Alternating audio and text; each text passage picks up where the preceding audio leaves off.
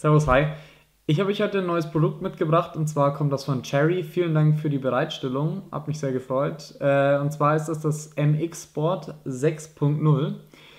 Die meisten werden wahrscheinlich jetzt sagen, Cherry, noch nicht so oft gehört.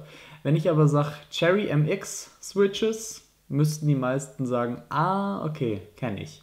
Ist eine deutsche Firma und die waren ja sehr und sind noch sehr erfolgreich bei der Herstellung von mechanischen Schaltern für Keyboards. Ja, und die haben jetzt ein neues Keyboard rausgebracht und das ist jetzt mal so endlich mal von ihnen selber so in Richtung Gaming orientiert. Vorher haben sie ja nur ihre eigenen Switches vertrieben, an Corsair zum Beispiel, an Cooler Master und so weiter.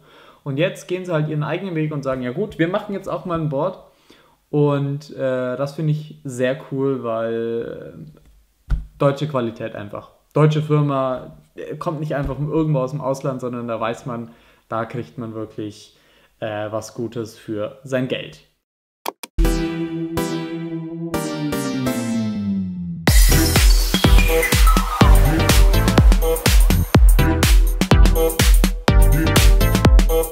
Schauen wir uns dann doch nochmal ganz kurz die Packung an.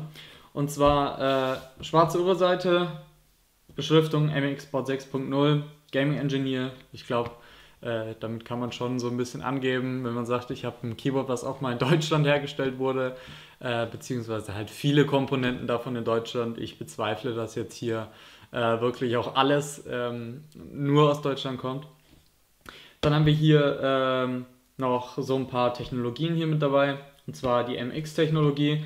Das sind Gold X-Point, ich sag's jetzt mal Kontakte, und die können bis zu 50 Millionen Mal betätigt werden, ohne dass man irgendwelche Schäden bemerken kann oder ohne dass halt die Performance darunter leiden muss. Als nächstes haben wir die Real Key Technology. Die ist einfach dafür da, dass halt die Signalverarbeitung viel schneller vonstatten geht. Zum Beispiel, wir haben jetzt 1 Millisekunde, ich sage jetzt mal Reaktionszeit zu 20 Millisekunden, was so früher so der Fall war. Viele Tastaturen schaffen es heutzutage auch unter diese 20 Millisekunden zu kommen, aber ist cool, das zu haben. Ich bin mir aber nicht hundertprozentig sicher, ob das tatsächlich einen Mehrwert bringt. Drehen wir die Verpackung nochmal um hier. Dann sehen wir noch so ein paar andere Sachen. Kommen wir, denke ich, aber auch später darauf zurück. Ich wollte es euch nur kurz zeigen. Dann packen wir das ganze Ding doch einfach mal aus. Und zwar ist hier an der Seite so eine Lasche. Die machen wir einfach auf. So. Cool. Zu Anfang eine kleine Beschreibung hier. Ist, denke ich, nichts Besonderes. Sind jetzt auch nicht so viele Sachen, glaube ich, zu erklären hier. Sollte also alles selbsterklärend sein. Dann haben wir hier die Tastatur, die legen wir erstmal kurz beiseite. Ihr werdet auch sehen, hier ist nicht viel drinnen tatsächlich. Dann haben wir hier noch die Handballenablage. Das ist die hier. Und in der Verpackung ist ansonsten nichts drin, deswegen können wir die auch zumachen.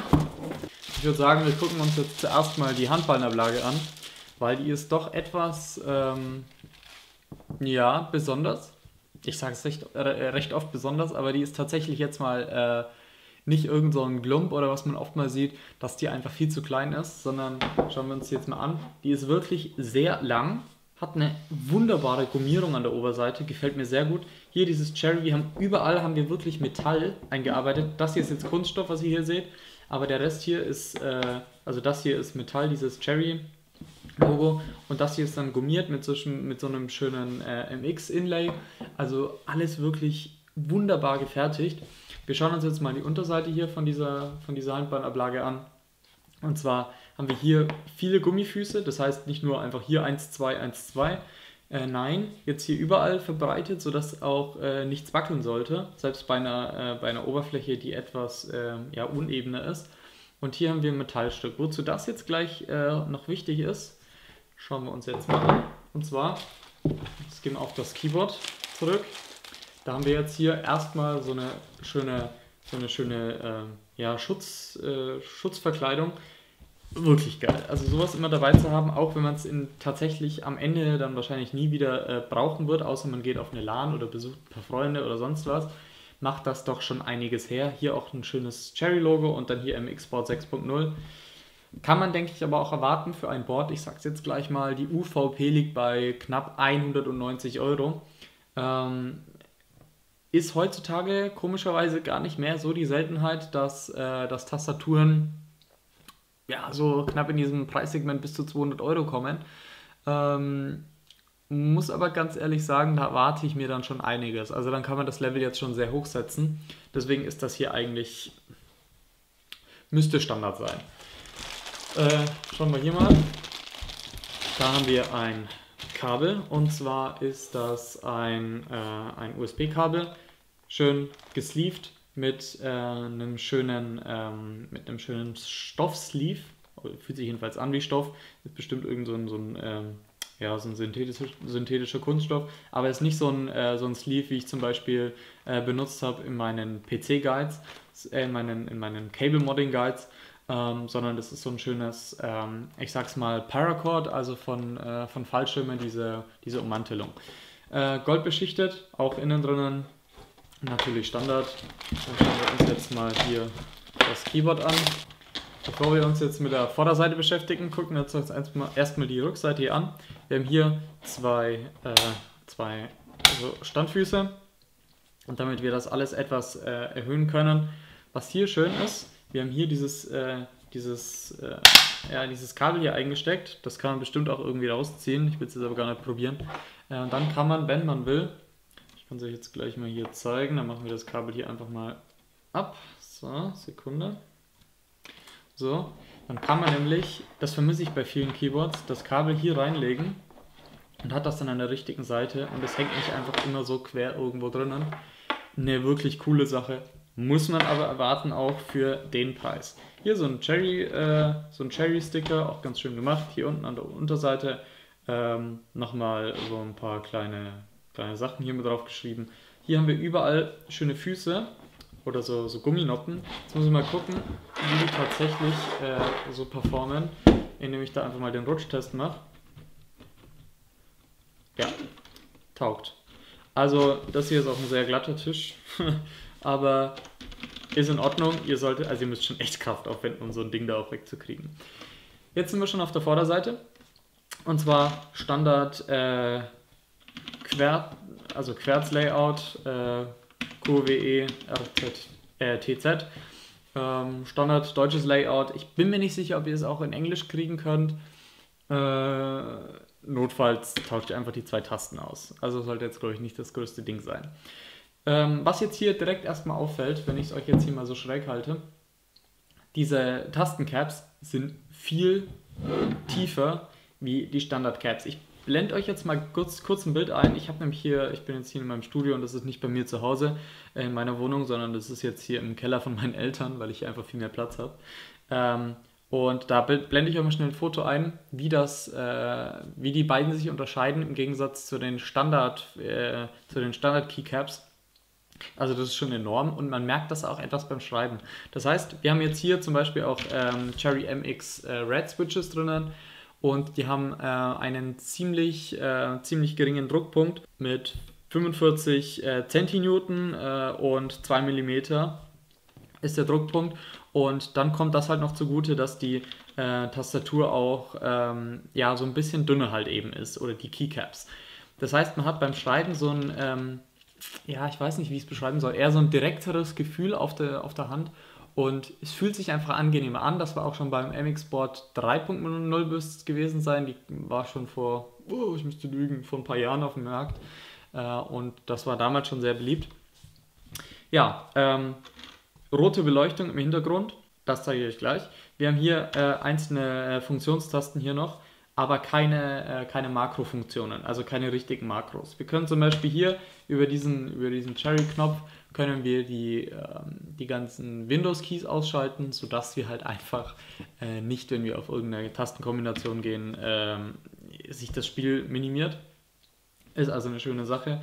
Das Standard-Layout ist, denke ich, ganz normal, ist jetzt nichts Besonderes. Ihr habt hier noch so ein paar Helligkeitseinstellungen, die dimmbar sind, bis zu 10 Stufen. Hier habt ihr eine geringe Helligkeitseinstellung. Hier könnt ihr mehrere Stufen auf einmal gehen und hier könnt ihr sagen, gut, ich will das Licht komplett ausmachen. Was jetzt hier noch ein bisschen auffällt, ist hier so diese, wie soll ich es beschreiben? Halt dieser Einlass von den Pfeiltasten finde ich auch sehr schön gemacht. Was jetzt auffällt, hier ist die Schrift so ein bisschen von den Keycaps. Ist jetzt nicht so mein Fall. Ich mag es mehr, wenn die Schrift so ein bisschen eleganter ist, aber ist Geschmackssache, will ich auch nicht rumkritisieren, weil letztendlich stört es eh keine Sau.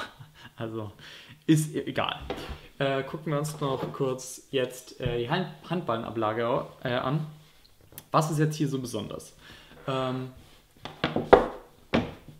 Das hier ist besonders. Wir haben keinen Mechanismus, der irgendwie mechanisch sich verankert, sondern magnetisch. Und Magnete sind immer geil. Also ich denke, hat man Magnete oder hat man die Möglichkeit, Magnete zu benutzen, sollte man das auch tun, weil das einfach viel einfacher ist. Also man muss viel weniger Kraft aufwenden und so weiter. Also eine schöne Sache. Jetzt seht ihr es auch, die Handballenauflage ist jetzt nicht so, dass man sagt, okay, ich hänge jetzt nur wirklich ganz knapp mit meinen Handballen hier auf der Ablage drauf, sondern man kann sich wirklich schön hier, ich sage jetzt mal, entfalten. Man hat also nicht so dieses Eingeengte, will ich jetzt mal sagen. Also jetzt können wir hier mal gucken. Mein Name ist Felix. Also das ist hier wirklich schön. Also muss ich ganz ehrlich sagen, das gefällt mir. Die Ummantelung hier ist aus gebrushtem Aluminium, aber jetzt nicht gekratzt, sondern sandgestrahlt. Und das verhindert einfach Fingerabdrücke. Ich kann jetzt hier einfach mal überall drauf touchen und man sieht gar nichts. Das ist echt cool. Was gibt es noch zu sagen zu dem Keyboard? Realkey habe ich angesprochen. Wir haben noch zweifarbige Statustasten. Das schauen wir uns gleich nochmal an. Wir können nochmal kurz auf die Maße eingehen, da das ja auch recht viele interessieren sollte. Wir haben 454 auf 147 auf 28,4 mm. Ist ein recht akzeptabler Wert. Was ich schön finden würde, muss ich ganz ehrlich sagen, ich mag diesen Numblock nicht, ich benutze den eigentlich selten. Wäre cool, wenn die dann noch mit einer Tastatur rausrücken würden, wo der hier halt einfach noch komplett wegfällt, weil man dann einfach irgendwie angenehmer und näher mit der Tastatur an dem Numblock bzw. an der Tastatur sitzen kann. Ist irgendwie angenehmer, ist aber auch wiederum Geschmackssache. So, jetzt verbinden wir mal kurz die Tastatur mit einem Media-Device. Ich habe jetzt hier einen Surface nebendran und dann schauen wir mal, was die Beleuchtung jetzt so macht. So, zuerst leuchten diese Funktionstasten, von denen ich gesprochen habe, auf in Blau und halt der Rest in Rot. Das kann man, glaube ich, jetzt eben ausstellen. Genau, man kann den Windows-Key ausstellen über diese Cherry-Funktion. Soll ich mal das Licht ein bisschen ausmachen? Ne, das probieren wir gleich. Die FN-Taste ist, glaube ich, immer beleuchtet. Kriege ich die jetzt irgendwie aus? Also, die leuchtet blau. Ich habe jetzt gerade mal nachgelesen. Wenn sie aktiv ist, wenn man sie jetzt mit Steuerung kombiniert, ist sie inaktiv. Das heißt, jetzt ist sie aktiv und jetzt werden wirklich nur, jetzt kann ich hier mal im Surface gucken, was jetzt hier passiert. Okay, genau. Jetzt werden nämlich nur die unteren Funktionstasten hier benutzt und die F1 bis sonst was sind deaktiviert. Ist vielleicht auch ganz cool in Spielen, weil man da vielleicht ab und zu mal die nicht benutzen sollte und hat dann halt nur zum Beispiel die Lautstärke-Einstellungen. Eine coole Sache für ein Keyboard für 180, 190 Euro. Ein schönes Gimmick, finde ich super. Ja, wie schon gesagt, hier können wir die Dinge ausstellen und über FN könnt ihr dann, wenn ihr jetzt zum Beispiel Lichteinstellungen machen wollt, könnt ihr jetzt hier einzeln runterdimmen. So, das braucht ewig, weil wir einige Einstellungen haben. Also das sind eindeutig mehr wie 10 Einstellungen hier, bis die mal ausgehen. Und dann haben wir hier noch die hier, das sind dann schon ein paar mehr Einstellungen. Ich mache jetzt ganz kurz mal das Licht aus. So, ich denke, die Beleuchtung reicht. Und dann können wir mal gucken hier, das ist die hellste Einstellung. Das ist schon einiges. Und jetzt gehen wir mal ein bisschen runter hier.